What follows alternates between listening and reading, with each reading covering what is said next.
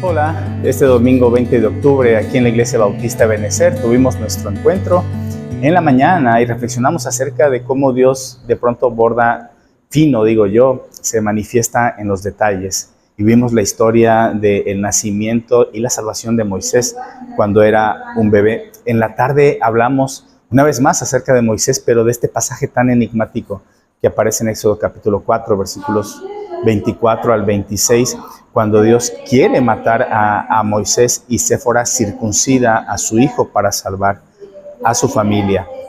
En la mañana decíamos que en muchas ocasiones nos sentimos nosotros agobiados con el agua hasta el cuello y pensando en la situación que generó el hecho de que Moisés fuera depositado en una cesta en el río, era una situación verdaderamente agobiante. Se estaba llevando a cabo un genocidio, se estaba matando a un pueblo y es en medio de esta situación tan asfixiante, tan dolorosa, tan cruel. A veces tendemos a dulcificar estas historias, pero es en medio de estas circunstancias tan dolorosas que Dios se manifiesta trayendo salvación a aquellos que lo necesitan.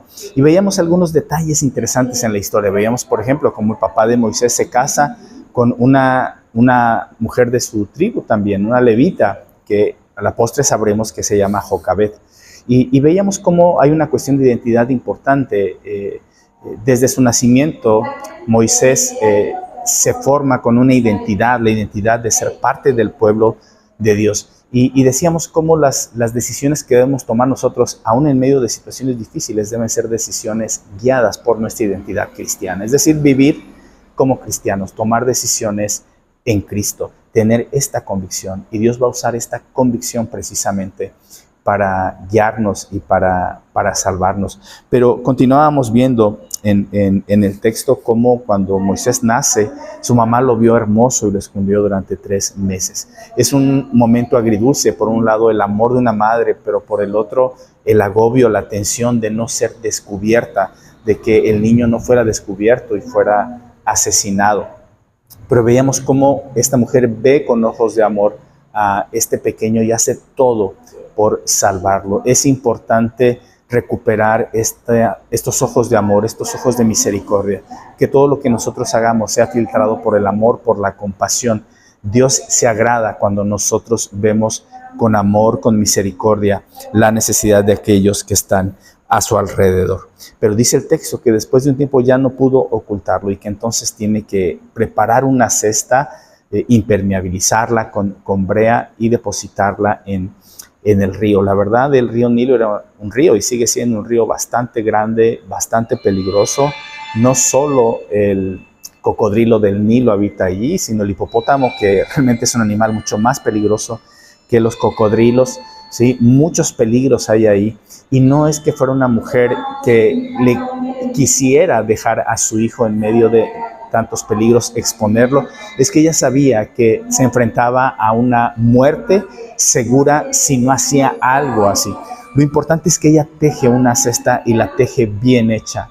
Y reflexionábamos sobre esto, es importante tejer una cesta alrededor de los nuestros, a través de nuestra oración, de nuestra fe, de nuestro consejo, de la instrucción. Es lo que podemos hacer para bendecir y ayudar a otros.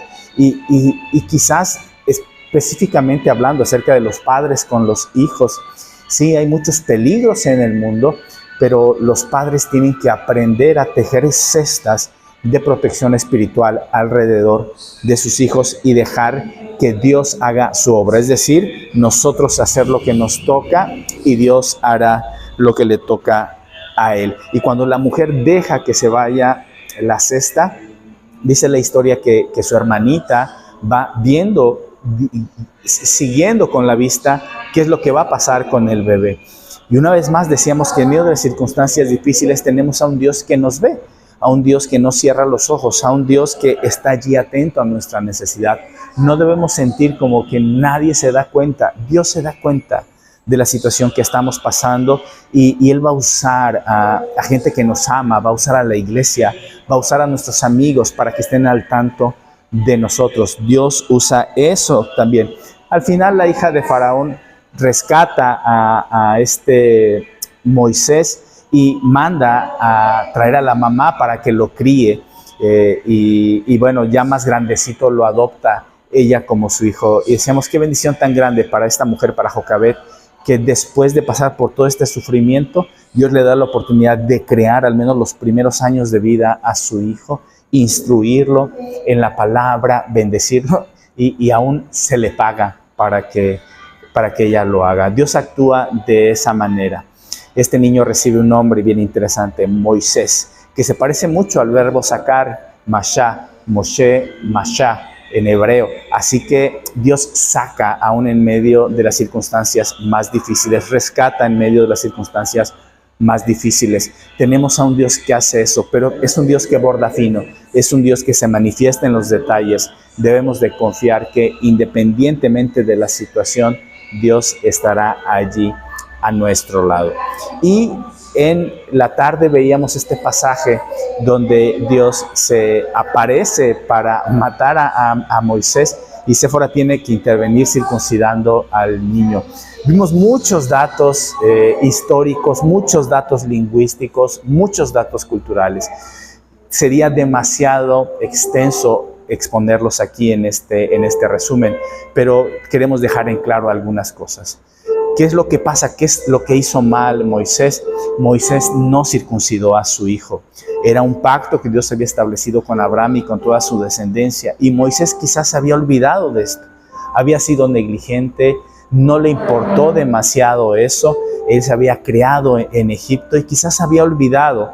Él mismo era circunciso, pero se había olvidado de la importancia que tiene la circuncisión para ser parte del cuerpo de Cristo. Y entonces Dios se enfrenta a él.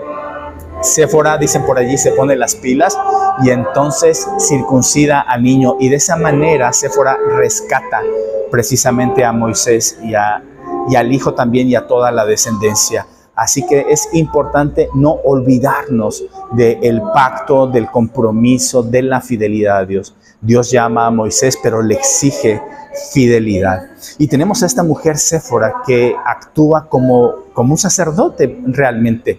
Séfora era madianita y los madianitas también eran descendientes de Abraham. En ese estadio de la historia, en ese tiempo, los madianitas y el pueblo descendiente de Abraham no tenían un problema. Más adelante sí se harán enemigos del pueblo de Israel, pero en ese momento no. Y debemos recordar que Jetro era sacerdote también del Dios Altísimo y tenemos que darnos cuenta cómo Séfora realiza realmente un trabajo que le correspondía a los sacerdotes, circuncida a su hijo. Y nos damos cuenta entonces cómo esta Séfora asume su responsabilidad espiritual para con los suyos, para con su familia.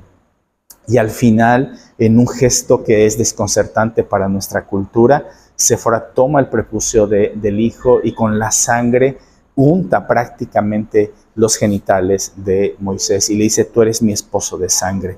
Le recuerda el compromiso tan grande de salvación que Dios ha hecho para aquellos que ha elegido. Y este pacto de sangre también nos recuerda a nosotros como cristianos que hemos sido salvados por la sangre del Señor Jesucristo. En fin, una historia verdaderamente apasionante, muy extraña cuando leemos por primera ocasión, pero que nos deja una enseñanza profunda en nuestro corazón. Así que yo los invito a que nos acompañen tanto en las 7 de la noche como a las 11 de la mañana para acercarnos nosotros al estudio de la palabra. Los esperamos aquí en la calle 2 de abril número 18 en la colonia Perpetuo Socorro, que es el lugar donde nos reunimos como Iglesia Bautista Ebenezer. Que el Señor les bendiga y que tengan una excelente semana.